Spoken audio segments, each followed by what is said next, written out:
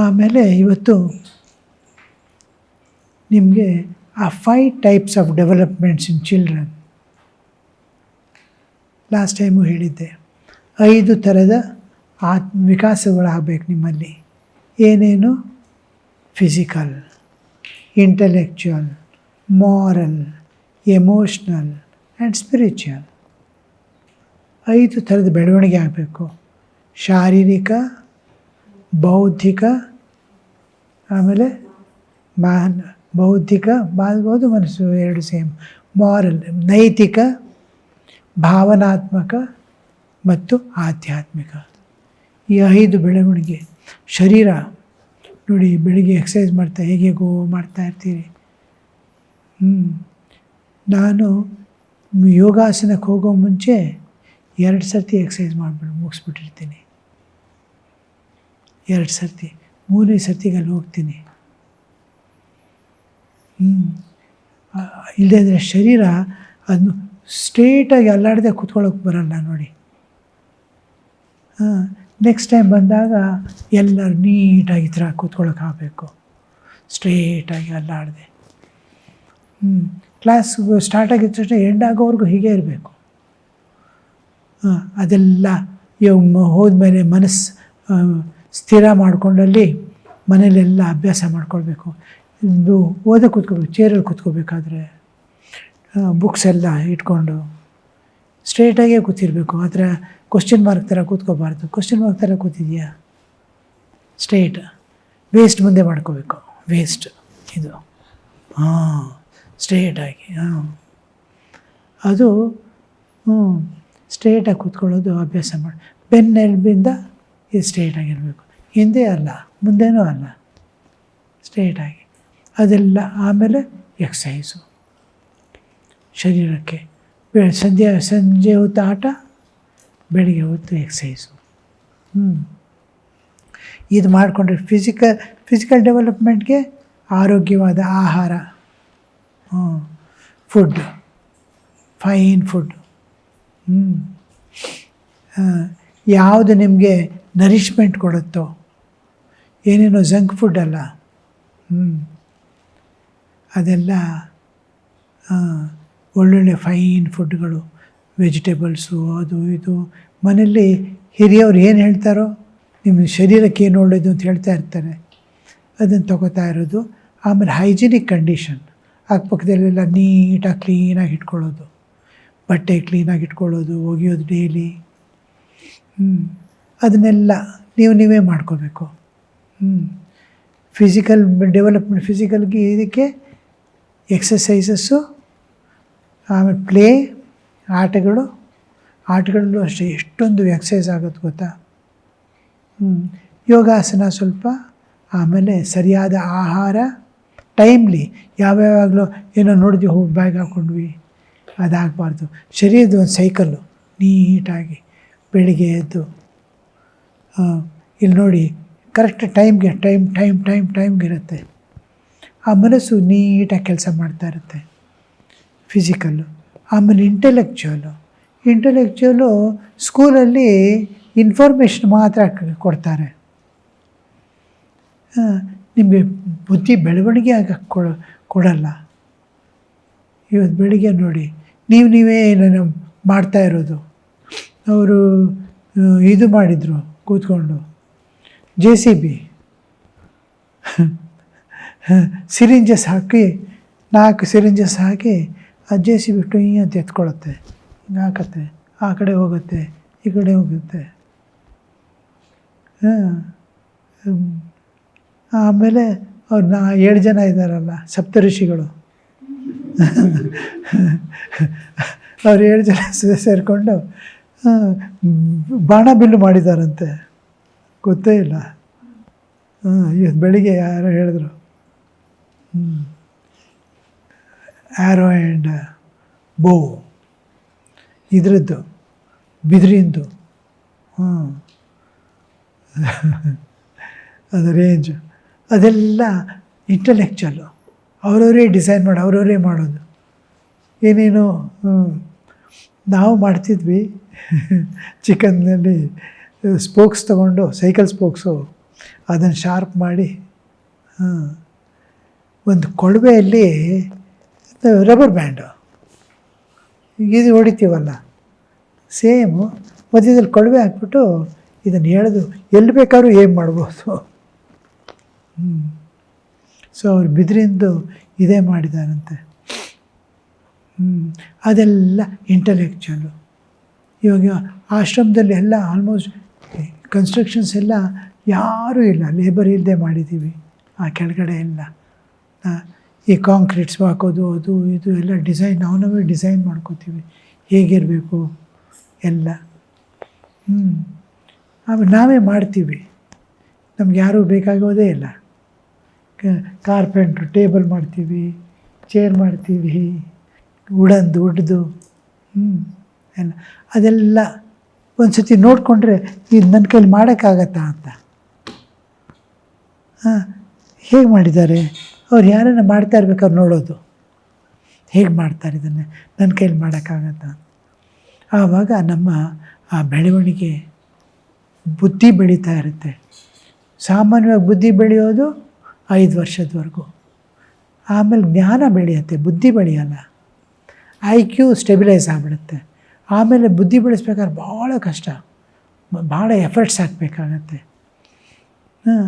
ಇಲ್ಲೇ ನಮಗೆ ಆಮೇಲೆ ಜ್ಞಾನ ಬೆಳೀತಾ ಇರುತ್ತೆ, ಬಟ್ ಬುದ್ಧಿ ಅಷ್ಟೇ ಇರುತ್ತೆ. ಬುದ್ಧಿ ಬೆಳೆಸ್ಕೋಬೇಕು ಇವಾಗ ಚಿಕ್ಕಂದಲೇ ಎಲ್ಲ. So physical, ಇಂಟಲೆಕ್ಚುವಲ್ಲು. ಸೈಕಲ್ ನೋಡಿ, ಒಂದು ಸೈಕಲ್ ನೋಡಿದ್ದೀರಲ್ವಾ? ಸೈಕಲ್ಗೆ 24 ಸ್ಪೋಕ್ಸ್ ಇರುತ್ತೆ. ಆ 24 ಸ್ಪೋಕ್ಸ್ ತೊಗೊಂಡು ಅದ್ರ ಮೇಲೆ ವೇಟ್ ಹಾಕಿದ್ರೆ ಒಂದು 100 ಕಿಲೋನೂ ತೊಗೊಳ್ಳಲ್ಲ, ಎಲ್ಲ ಪುಷ್ಕಂಡ್ಬಿಡುತ್ತೆ ಸ್ಪೋಕ್ಸ್ಗಳು. ಬಟ್ ಅದು ಆ ರಿಮ್ಗೆ ಹಾಕಿಬಿಟ್ಟು ಸೆಂಟ್ರಿಗೆ ಇದು ಮಾಡಿದಾಗ 200 ಕಿಲೋ 300 ಕಿಲೋ ಆದರೆ ಹಾಕಿಬಿಟ್ಟು ಹುಯ್ಯ ಅಂತ ಸೈಕಲ್ ಹೋಗ್ತಾ ಇರ್ಬೋದು. ಆ ಸೈಕಲ್ ಹಳ್ಳದಲ್ಲಿ ಬಿದ್ದರೆ 1000 ಕಿಲೋ ಆಗುತ್ತೆ ಅದು, ಬಟ್ ಏನೂ ಆಗಲ್ಲ. ಯಾಕಂದರೆ ಆ ಕೆಳಗಿನ ಸ್ಪೋಕ್ಸ್ ಹಿಡಿತಾ ಇರಲ್ಲ, ಮೇಲಿನ ಸ್ಪೋಕ್ಸ್ ಹಿಡಿತಾ ಇರುತ್ತೆ. ಒಂದು ವೈರ್ಗೆ ಎಷ್ಟು ಬೇಕಾದ್ರೂ ಟೆನ್ಷನ್ ಆಗ್ಬೋದು, ತೂಕ ಆಗ್ಬೋದು, ಬಟ್ ಅದು ಕಂಪ್ರೆಸ್ ಮಾಡೋಕ್ಕಾಗಲ್ಲ. ಒಂದು ವೈರ್ ಮೇಲೆ ಹೀಗೆ ವೇಟ್ ಹಾಕಿದ್ರೆ ಪುಚ್ಕೊಂಡ್ಬಿಡುತ್ತೆ, ಹೀಗೆ ವೇಟ್ ಹಾಕಿದ್ರೆ ಎಷ್ಟು ಬೇಕಾದ್ರೂ ಹಿಡ್ಕೊಳ್ಳುತ್ತೆ. ಸೊ ಮೇಲಿನ ಸ್ಪೋಕ್ಸ್ ಹಿಡ್ಕೊಳ್ತಾ ಇರುತ್ತೆ ನಮಗೆ. ಆಮೇಲೆ ಆ ಫೋರ್ಕ್ ಹೇಗೆ ಮಾಡಿದ್ದಾರೆ ನೋಡಿ, ಫೋರ್ಕ್ ಹಿಂಗಂದ್ರೆ ಈ ಕಡೆ ಬ್ಯಾಲೆನ್ಸ್ ಮಾಡೋಕ್ಕೆ ಹೇಗೆ ಡಿಸೈನ್ ಮಾಡಿದ್ದಾರೆ ನೋಡಿ, ಬುದ್ಧಿ ಹೇಗೆ ಉಪಯೋಗಿಸಿದ್ದಾರೆ. ಆಮೇಲೆ ವೆಲ್ಕ್ರೋ ಹಾಕ್ತೀವಿ, ಪುರ್ಕಂತ ವೆಲ್ಕ್ರೋ ಅಂತೀರಲ್ವ. ನಿಮ್ಮ ಬಟ್ಟೆಗೆಲ್ಲ ಇರುತ್ತಲ್ಲ 2, ಎಲ್ಲಿದೆ, ಯಾರ ಹತ್ರ ಇದೆ? ಚಪ್ಪಲಿಗಿರುತ್ತೆ, ಪರಪರ ಅಂತೀರ ನೀವು? ಪರಪರ, ಅದಕ್ಕೆ ವೆಲ್ಕ್ರೋ ಅನ್ನೋದು ಇಂಗ್ಲೀಷಲ್ಲಿ. ನೋಡಿ, ಹೌದು ಹೌದು ಹೌದು ಹೌದು ಹೌದು ಅದು ನೋಡಿ ಎಷ್ಟು ಇಂಟೆಲಿಜೆನ್ಸ್ ನೋಡಿ. ಅದಕ್ಕೆ ವೆಲ್ಕ್ರೋ ಅಂತೀವಿ, ವೆಲ್ಲು ಕ್ರೋ, ಕಾಗೆ ಮತ್ತು ಬಾವಿ. ಅದು ಒಂದು ಹೀಗಿರುತ್ತೆ, ಕಾಟನ್ ಥರ ಫ್ರೀ ಇರುತ್ತೆ, ಅದ್ರೊಳಗೆ ಸಿಗಾಕೊಂಡ್ಬಿಡುತ್ತೆ, ಹೋಗಿ ಬರೋದೇ ಇಲ್ಲ. ಮತ್ತು ಪ್ರ್ರ್ ಅಂತ ತೆಗಿಬೇಕದು. ಹೇಗಿರುತ್ತೆ ನೋಡಿ, ಅದೆಲ್ಲ ಎಷ್ಟೊಂದು ಜಿಪ್ ಹೇಗೆ ಮಾಡಿದ್ದಾರೆ ನೋಡಿ. ಅದೆಲ್ಲ ಮಾಡರ್ನ್ ಟೆಕ್ನಾಲಜೀಸ್ ಯೂಸ್ ಮಾಡಿದ್ದು. ಯಾರೋ ಕೂತ್ಕೊಂಡು ಎಲ್ಲ ಬುದ್ಧಿ ಉಪಯೋಗಿಸಿ ಅದು ಇಂಟೆಲಿಜೆನ್ಸ್ ಹೊಸ ಕಂಡುಹಿಡಿಯೋದು. ಬಿಗ್ಗೆಸ್ಟ್ ಓಪನಿಂಗ್ ಅಂದರೆ ಕಂಪ್ಯೂಟರ್ಸು. ಹೊಸದು ಓಪನ್ ಮಾಡಿದ್ದು ಕಂಪ್ಯೂಟರು. ಆಮೇಲೆ ಸೆಲ್ಫೋನು. ನಾನು ಫಸ್ಟ್ ಸೆಲ್ಫೋನ್ ಬಂದಾಗ ನನಗೆ ಗೊತ್ತೇ ಇರಲಿಲ್ಲ ಸೆಲ್ಫೋನ್ ಬಂದಿದೆ ಅಂತ. ನಾನು ಕೃಷ್ಣ ಬಾಬಾ ಮನೆಯಲ್ಲಿದ್ದೆ, ಫಾರೆಸ್ಟಿಂದ ಎಲ್ಲ ಬಂದು ಇಲ್ಲಿದ್ದು. ನಮ್ಮ ಅಟೆನ್ಷನ್ ಡೈವರ್ಟ್ ಮಾಡಬಾರ್ದು. ಸಿದ್ದಾಪುರದಲ್ಲಿ ಒಬ್ಬರು ಮನೆಯಲ್ಲಿದ್ದೆ. ಅಲ್ಲಿ ಯಾರೋ ಒಬ್ಬರು ಒಬ್ಬನೇ ಮರದ ಕೆಳಗಡೆ ನಿಂತ್ಕೊಂಡು ಮಾತಾಡ್ತಾ ಇದ್ದಾನೆ. ನಾನು ಹುಚ್ಚ ಅಂದ್ಕೊಂಡೆ ಅವನಿಗೆ. ನನಗೆ ಗೊತ್ತೇ ಇರಲಿಲ್ಲ ಮೊಬೈಲ್ ಬಂದಿದೆ ನನಗೆ ಗೊತ್ತೇ ಇರಲಿಲ್ಲ. ಫೋನ್ ಗೊತ್ತಿತ್ತು. ಅದಕ್ಕೂ ಮುಂಚೆ ನಮ್ಮ ಚಿಕ್ಕವನಿರ್ಬೇಕಾದ್ರೆ ಟೆಲಿಗ್ರಾಫ್ ಎಲ್ಲ ಇತ್ತು, ಕಟ್ಟ ಕಡ ಕಡ ಕಡ ಕಡ. ಆಮೇಲೆ ಫೋನ್ ಬಂತು, ಆಮೇಲೆ ಮೊಬೈಲ್ ಬಂತು. ಈಗ ನನಗೆ ಮೊಬೈಲ್ ಬಂದಿದೆ ಗೊತ್ತಿರಲಿಲ್ಲ. ನನಗೆ ಹೆದರಿಕೆ ಆಯಿತು ಅವನು ನೋಡಿಬಿಟ್ಟು, ಒಬ್ಬನೇ ಮರದ ಕೆಳಗಡೆ ನಿಂತ್ಕೊಂಡು ಮಾತಾಡ್ತಾ ಇದ್ದಾನೆ. ಆಮೇಲೆ ಅವ್ನು ಕರೆದು ಕೇಳಿದೆ ಏನಿದೆ. ಅವನೇನೋ ತೋರಿಸ್ದ, ಇದು ರೇಡಿಯೋನ ಅಂತ ಕೇಳಿದೆ. ಅಲ್ಲ ಇದು ಮಾತಾಡ್ತಾ ಇದ್ದೀನಿ ಯಾರ ಜೊತೆಗೂ. ಆಮೇಲೆ ಇವರೆಲ್ಲ ಹೇಳಿದ್ರು, ಸೆಲ್ ಫೋನ್ ಅಂತ ಒಂದು ಹೊಸ್ದಾಗಿ ಬಂದಿದೆ ಅದು ಅಂತ, 20 ವರ್ಷದ ಹಿಂದೆ. ಈಗ ಅದೆಲ್ಲ ಎಲ್ಲ ಮಕ್ಕಳ ಕೈಲೂ ಒಂದೊಂದಿರುತ್ತೆ ಇವಾಗ. ಒಂದು ಹೊಸದು ನೋಡಿ ಓಪ್ನಿಂಗು. ಆದರೆ ಅದೆಲ್ಲ ಇಂಟೆಲಿಜೆನ್ಸು, ಬುದ್ಧಿ. ನಮ್ಮದು ಬುದ್ಧಿ ಬೆಳವಣಿಗೆ ಆದರೆ ನಾವು ಹೊಸದಾದ ಆವಿಷ್ಕಾರಗಳನ್ನೆಲ್ಲ ಮಾಡ್ತಾಯಿರ್ತೀವಿ. ಫಿಸಿಕಲ್ಲು, ಇಂಟೆಲೆಕ್ಚುಲಿ, ಮಾರಲ್ ಅಂದರೆ ನನಗೂ ಹಾನಿ ಆಗಬಾರ್ದು, ಬೇರೆಯವ್ರಿಗೂ ಹಾನಿ ಆಗಬಾರ್ದು. ಸಿಂಪಲ್ಲು. ನೈತಿಕ ಅಂದರೆ ನಾನು ಬಿಡಿ ಕುಡಿತೀನಿ ನಿನಗೇನು ಅಂತ ಕೇಳಬಾರ್ದು. ಬೇರೆಯವ್ರಿಗೇನೂ ಇಲ್ಲ, ನಿಂದೇ ಹಾನಿ ಆಗ್ತಾ ಇರುತ್ತೆ. ನಾನು ಬೆಳಿಗ್ಗೆ 8 ಗಂಟೆವರೆಗೂ ಮಲ್ಕೋತೀನಿ, ನಿನಗೇನು ಅಂತ. ನಮಗೇನೂ ಇಲ್ಲ, ನಿನಗೆ ಹಾನಿ ಆಗುತ್ತೆ. ನಿನಗೂ ಹಾನಿ ಆಗಬಾರ್ದು, ಬೇರೆಯವ್ರಿಗೂ ಹಾನಿ ಆಗಬಾರ್ದು. ಇದು ಮಾರಲ್ಲು. ಆಮೇಲೆ emotional, to love all and be loved by all. ಎಲ್ಲರಿಗೂ ಪ್ರೀತಿ, ಸಮಾನತೆ, ಎಲ್ಲರೂ ಸಮಾನತೆ. ಯಾರು ನೋಡಿದ್ರು ಒಳ್ಳೆಯವನು ಕೆಟ್ಟದ್ದು ಇದೆಲ್ಲ ದೂರ ಇಟ್ಟು ನಾನೇನು ಮಾಡೋಕ್ಕಾಗತ್ತೆ. How can I serve, how can I love, how I can be a friend of a person. ನನ್ನ ಸಂಘದಿಂದ ಅವ್ರಿಗೆ ಒಳ್ಳೆ ಆಗಬೇಕು.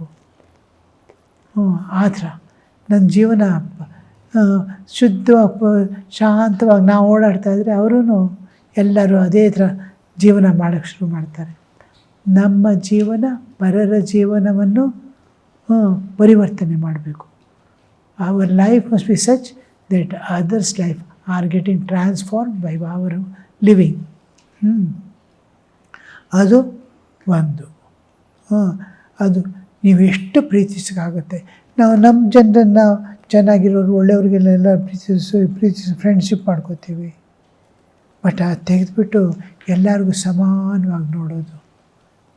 ಯಾಕಂದರೆ ಈ ಶರೀರ ಮನಸ್ಸು ಮಾತ್ರ ನಿದ್ದೆ ಮಾಡಿದಾಗ ಹೇಗಿರುತ್ತೆ ನೋಡಿ, ಏನೂ ಇರಲ್ಲ.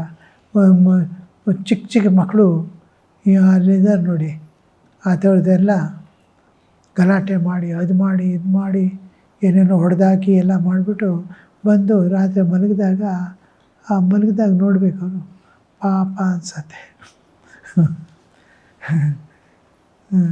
ಸೊ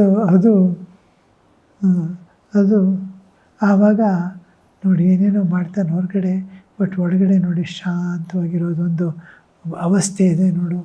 ಒಳಗಡೆ ಏನಿರ್ಬೋದು, ಒಳಗಡೆ ದೇವರಿದ್ದಾರಾ? ಆ ದೈವತ್ವ ಒಳಗಡೆ ಬಚ್ಚಿಟ್ಕೊಂಡ್ಬಿಟ್ಟಿದೆ. ಅವನು ಅಲ್ಲಿ ಇಲ್ಲಿ ಓಡಾಡಿ ಅವನ್ನೆಲ್ಲ ಏನೇನೋ ಕಲ್ತ್ಕೊಂಡಿದ್ದಾನೆ, ಒಳ್ಳೆಯದು ಕೆಟ್ಟದ್ದೆಲ್ಲ ಕಲ್ತ್ಕೊಂಡಿದ್ದಾನೆ ಹೊರಗಡೆಯಿಂದ. ಅದು ಒಳ್ಳೆ ಫ್ರೆಂಡ್ ಸಿಕ್ಕಿದ್ರೆ ಒಳ್ಳೆಯ ಜೀವನ. ಒಬ್ಬ ರಾಜ ಹೋಗ್ತಾ ಇದ್ದಂತೆ, ಅವನು ರಾಜ್ಯ ಹೇಗಿದೆ ನೋಡೋಕ್ಕೆ. ರಾಜ ಆನೆ ಮೇಲೆಲ್ಲ ಅಂಬಾರಿ ಹಾಕ್ಕೊಂಡೆಲ್ಲ ಕೂತ್ಕೊಂಡು ಎಲ್ಲ ಒಂದು ಮಿಲಿಟ್ರಿ ಎಲ್ಲ ಇರುತ್ತೆ ಹಿಂದೆ ಮುಂದೆ ಎಲ್ಲ, ಅವರೆಲ್ಲ ಹೋಗ್ತಾ ಇರಬೇಕಾದ್ರೆ ಒಂದು ಮನೆ ಮುಂದೆ ಒಂದು ಪ್ಯಾರೆಟ್ ಹಾಕಿದ್ದಾರೆ. ಪ್ಯಾರೆಟ್ ಗೊತ್ತಲ್ವಾ, ಕನ್ನಡದಲ್ಲಿ ಏನು ಹೇಳ್ತೀರಿ? ಗಿಳಿ. ಗಿಳಿ ಒಂದು ಹಾಕಿದ್ದಾರೆ. ಆ ಗಿಳಿ ಕರೆಯುತ್ತೆ, ರಾಜ ರಾಜ ಬಾ ಇಲ್ಲಿ, ರಾಜ ಬಾ ಏನಾದ್ರೆ ಕಾಫಿ ತಗೊಂಡು ಹೋಗು. ರಾಜನಿಗೆ ಆಶ್ಚರ್ಯವಾಗುತ್ತೆ, ಇದೇನಿದು ಈ ಪ್ಯಾರೆಟ್ ಮಾತಾಡ್ತಾ ಇದೆ. ಆಮೇಲೆ ಬಂದ್ಬಿಡು ಒಳಗಡೆ ಬಂದ್ಬಿಡು ಅಂತ. ರಾಜನಿಗೆ ಭಾಳ ಖುಷಿ ಆಗುತ್ತೆ, ಎಷ್ಟು ಒಳ್ಳೆಯದು ಗಿಳಿ ನೋಡಿದ್ದು ಅಂತ. ಆಮೇಲೆ ಆ ಓನರ್ ಕಳೆದ್ಬಿಟ್ರಿ, ಈ ಗಿಳಿ ಕೊಡ್ತೀಯ ನನಗೆ, ನನ್ನ ಆಸ್ಥಾನದಲ್ಲಿ ಇಟ್ಕೋತೀನಿ, ಒಳ್ಳೊಳ್ಳೆ ಮಾತಾಡತ್ತೆ ಅಂತ. ಆಮೇಲೆ ರಾಜ ಹೋಗುವಾಗ ರಾಮ್ ರಾಮ್ ರಾಮ್ ರಾಮ್ ರಾಮ್ ರಾಮ್ ಜಿ ರಾಮ್ ರಾಮ್ ಜಿ ಅಂತ ಅದು. ಆಮೇಲೆ ಅವನು ಕೊಟ್ಟು, ಅಯ್ಯೋ ನನ್ನ ಪ್ರಾಣ ಬೇಕಾದ್ರೂ ಕೊಡ್ತೀನಿ ನಿಮ್ಗೇನು ರಾಜರೇ, ಗಿಳಿ ಏನು ಕೇಳ್ತಾ ಇದ್ದೀರಿ ನೀವು, ತೊಗೊಂಡೋಗಿದ್ದು ಗಿಳಿ ಅದನ್ನು ಆನೆ ಪಕ್ಕದಲ್ಲಿ ಒಂದು ಅಂಬಾರಿ ಮೇಲೆ ತಗಲಾಕ್ಕೊಂಡು ಹೋಗ್ತಾ ಇರ್ತಾನೆ. ಸ್ವಲ್ಪ ದೂರ ಹೋದ್ಮೇಲೆ ಇನ್ನೊಂದು ಗಿಳಿ, ಹೇ ಅವ್ನು ಗಿಳಿ ಕೊಡಿ ಅವ್ನು ಕೊದ್ದಾಕ್ಬಿಡು, ಅವ್ನು ಹೊಡಿ ಅವನಿಗೆ ಅಂತ ಹೇಳ. ಇನ್ನೊಂದು ಗಿಳಿ, ರಾಜನ ಕೋಪ ಬರುತ್ತೆ, ಏನು ನನ್ನ ರಾಜ್ಯದಲ್ಲಿ ಇಂಥದ್ದು ಒಂದು ಗಿಳಿ ತಂದಿಟ್ಕೊಂಡಿದ್ದಾನೆ ಇವನು ಅಂತ. ಅವನು ಬುಚ್ಚರ್, ಅವನು ಕುರಿ ಎಲ್ಲ ಕುಯ್ದು ಮಾರೋನು, ಮಾಂಸ ಮಾರೋನು. ಸೊ ಅವನು ಮನೇಲೆಲ್ಲ ಅದೇ ಥರದ್ದು ಮಾತಾಡ, ಹಿಡ್ಕೋ ಅದನ್ನು ಹೇಳ್ಕೊಬಾ, ಅದನ್ನು ಕಾಲು ಹಿಡ್ಕೊ, ಅದನ್ನು ಕತ್ತಿಗೆ ಹಾಕು ಅಂತ ಎಲ್ಲ. ಅದು ಗಿಳಿನೂ ಅದೇ ಭಾಷೆ ಕಲ್ತ್ಕೊಂಡಿದೆ. ಆಮೇಲೆ ರಾಜ ಅದು ನೋಡ್ತಾನೆ, ಅದು ಕೊಂದಾಕು ಅಂತ ಹೇಳ್ತಾರೆ. ಅದನ್ನು ಫಸ್ಟ್ ಕೊಂದಾಕ್ಬಿಡು, ಆ ಥರದ್ದು ಗಿಳಿ ಇರಬಾರ್ದು ನನ್ನ ರಾಜ್ಯದಲ್ಲಿ. ಆವಾಗ ಈ ಗಿಳಿ ಮಾತಾಡೋಕ್ಕೆ ಶುರು ಮಾಡುತ್ತೆ, ಅವ್ನಿಗೆ ಹೊಡಿಬೇಡಿ, ಅವ್ನು ನನ್ನ ತಮ್ಮ, ನಾವಿಬ್ಬರು ಒಟ್ಟಿಗಿದ್ವಿ ಕಾಡಲ್ಲಿ, ಬೇಟೆಗಾರ ಬಂದು ನಮ್ಮನ್ನು ಹಿಡ್ಕೊಂಬಂದ, ನಾನು ಒಳ್ಳೆ ಪಂಡಿತರ ಮನೆಗೆ ಹೊರಟೋದೆ, ಅದಕ್ಕೆ ನನಗೆ ಒಳ್ಳೆ ಭಾಷೆ ಬಂತು. ಆ ಗಿಳಿ ಪಾಪ ಇವ್ರ ಮನೆಗೆ ಬಂತು, ಇವ್ರು ಬುಚ್ಚರ್ಸ್ ಅವ್ರು ಪರ್ಚೇಸ್ ಮಾಡಿದ್ರು, ಅವ್ರ ಮನೇಲಿ ಇದೇ ಥರದ್ದು ಮಾತಾಗತ್ತೆ, ಅದ್ರದ್ದು ತಪ್ಪಲ್ಲ. ಯಾವ್ದು ವಾತಾವರಣದಲ್ಲಿ ನಾವಿರ್ತೀವೋ ಆ ವಾತಾವರಣನ, ಅದಕ್ಕೆ ಒಳ್ಳೊಳ್ಳೆ ಫ್ರೆಂಡ್ಸ್ ಇಟ್ಕೊಳ್ಳಿ ಅಂತ ಹೇಳೋದು, ಒಳ್ಳೆಯ ಜೀವನ ನಡೆಸಿ ಅಂತ. ಸೊ ಇದು ಮಾರಲ್ಲು, ಟು ಲವ್ ಆಲ್, ಎಮೋಷ್ನಲ್, ಭಾವನಾತ್ಮಕ ವಿಕಾಸ, ಆಧ್ಯಾತ್ಮಿಕ. ಆಧ್ಯಾತ್ಮಿಕ ಅಂದರೆ ನಾವು ಮಲಗಿದಾಗ ಹೇಗೆ ಸಪ್ರೇಟ್ ಆಗಿಬಿಡ್ತೀವಿ ಶರೀರದಿಂದ, ಶರೀರ ಇದೆ ಅಂತ ಕೂಡ ಗೊತ್ತಿಲ್ಲ, ಸ್ವಪ್ನ ಕೊಟ್ಟೋಗ್ತೀವಿ, ಸ್ವಪ್ನದಿಂದ ಅಲ್ಲಿ ಗಾಢ ನಿದ್ರೆಗೆ ಹೊರಟೋಗ್ತೀವಿ. ಸೊ ಮನಸ್ಸು ಇಂದ್ರಿಯಗಳು ಬಿಟ್ಬಿಡ್ತೀವಿ, ಗಾಢ ನಿದ್ರೆಗೆ ಹೊರಟೋಗಿ. ನಮ್ಮ 3 ಶರೀರ ಇದೆ, ಸ್ಥೂಲ ಸೂಕ್ಷ್ಮ ಕಾರಣ, 3 ಶರೀರ. 3 ಶರೀರನ ವ್ಯಾಪಿಸ್ಕೊಂಡಿದ್ದಾಗ ನಾನು ಜಾಗ್ರತೆಯಲ್ಲಿರ್ತೀನಿ. ಈ ಶರೀರ ಬಿಟ್ಬಿಡ್ತು ಅಂದರೆ ಸ್ವಪ್ನಕ್ಕೆ ಹೋಗ್ತೀನಿ. ಆಮೇಲೆ ಮನಸ್ಸು ಇಂದ್ರಿಯಗಳು ಬಿಟ್ಬಿಟ್ರೆ ಗಾಢ ನಿದ್ರೆಗೆ ಹೊರಟೋಗ್ತೀನಿ. ಡೈಲಿ 3 ಶರೀರ ಒಳಗಡೆ ಹೋಗ್ಬಿಟ್ಟು ವಾಪಸ್ ಬರ್ತೀನಿ ಡೈಲಿ. ಸೊ ನಾನು ಯಾರು ಇದರಲ್ಲಿ, ನಾನು ಎಚ್ಚರ ಆದಾಗ ಇದು ನಾನು ಅಂತೀನಿ. ಕನಸು ಶರೀರಿಗೆ ನಾನು ಕನಸಲ್ಲಿ ಒಂದು ಶರೀರ ಸಿಕ್ಕಿತ್ತು ನನಗೆ, ಅದ್ರ ಜೊತೆ ಒಂದಾಗಿ ನಾನು ಅದು ಅಂತ ಹೇಳ್ತಾನೆ. ಕನಸು ಶರೀರಕ್ಕೆ ಒಂದಾಗ್ತಾನೆ, ಅದನ್ನು ಹೇಳ್ತಾನೆ. ಗಾಢ ನಿದ್ದೆ ನಾನು ಇದೀನೋ ಇಲ್ಲೋ ಗೊತ್ತಿಲ್ಲ, ನಾನು ಯಾರು. ಈಗ ನಿದ್ದೆಲಿ ಹೋಗೋಂಗೆ ತಿರುಗಿ ಹೋದರೆ ಮೆಡಿಟೇಷನ್ನು, ಹಿಂದಿಂದಕ್ಕೆ ಹೋದರೆ ನಿದ್ದೆ, ಈಗ ಹೋದರೆ ಮೆಡಿಟೇಷನ್ನು. ಸೊ ಹೊರಗಡೆ ಹೋಗ್ತಾ ಧ್ಯಾನದಲ್ಲಿ ನಾನು ಯಾರು ಅಂತ ಗೊತ್ತಾಗುತ್ತೆ. ಒಂದೊಂದೇ ಅನ್ನಮಯ, ಪ್ರಾಣಮಯ, ಮನೋಮಯ, ವಿಜ್ಞಾನಮಯ, ಆನಂದಮಯ ಪಾರು ಮಾಡಿಕೊಂಡು, ನಾನು ಶಾಶ್ವತವಾದ ಅಸ್ತಿತ್ವ ಇದೆ ನನಗೆ, ಒಂದು ಶರೀರವನ್ನು ಬಿಟ್ಟು ನಾನು ಹೋಗ್ತಾ ಇದ್ದೀನಿ ಅಂತ.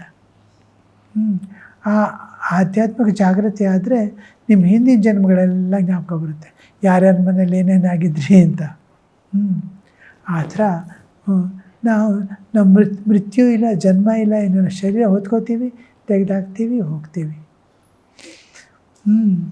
ಸೊ ಈ 5 ಥರದ ಬೆಳವಣಿಗೆ ನಮ್ಮಲ್ಲಿ ಆಗಬೇಕು. ನಾನು ಯಾರದ್ದು ಗೊತ್ತಾಗೋದು ಆಧ್ಯಾತ್ಮಿಕ ಜೀವನ. ಆಮೇಲೆ emotional, the expansion of heart, ಹೃದಯವನ್ನು ವಿಕಾಸ ಮಾಡೋದು, ಟು ಲವ್ ಆಲ್ ಈಕ್ವಲಿ. ಆಮೇಲೆ ಮಾರಲ್ಲು, ನೈತಿಕ, ನನಗೂ ಹಾನಿ ಆಗಬಾರ್ದು, ಪರರಿಗೂ ಹಾನಿ ಆಗಬಾರ್ದು. ಆಮೇಲೆ ಇಂಟಲೆಕ್ಚುವಲ್ಲು, ಬೌದ್ಧಿಕ ವಿಕಾಸ. ಆಮೇಲೆ ಶಾರೀರಿಕ ವಿಕಾಸ. ಕೊನೆಯ ದಿನದವರೆಗೂ ಆಟ ಆಡಿ ಆನಂದದಿಂದ ರೋಗ ಬರೋದು, ಮಲ್ಕೊಂಡಿರೋದು, ಓಲ್ಡ್ ಏಜು ಎಲ್ಲ. ಓಕೆ, ಇವತ್ತಿಗೆ ಓಂ ಶಾಂತಿ ಶಾಂತಿ ಶಾಂತಿ. ಹರಿ ಓಂ ತತ್ಸತ್. ಶ್ರೀರಾಮಕೃಷ್ಣಾರ್ಪಣಮಸ್ತು.